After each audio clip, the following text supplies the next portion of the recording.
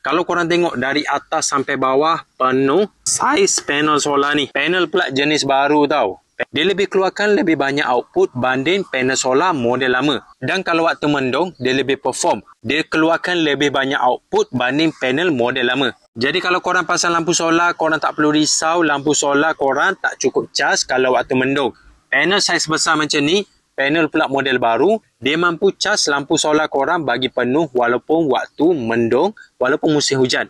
Yang model ni, kalau korang tengok lampu LED dia ni penuh dekat bahagian atas, kiri, kanan semua. Lampu LED dia ni sebiji-sebiji dekat bahagian dalam. Banyak tau. Dan lampu ni jenis pakai reflektor. Kalau korang nak jadikan lampu jalan macam ni pun boleh, bracket dia ni sama. Jadi kalau korang nak cari lampu solar yang saiz besar macam ni, sesuai untuk jadi lampu jalan, untuk letak dekat jalan utama, untuk letak dekat tepi rumah, korang boleh cek lampu solar yang model hitam ni. Model ni harga dia bajet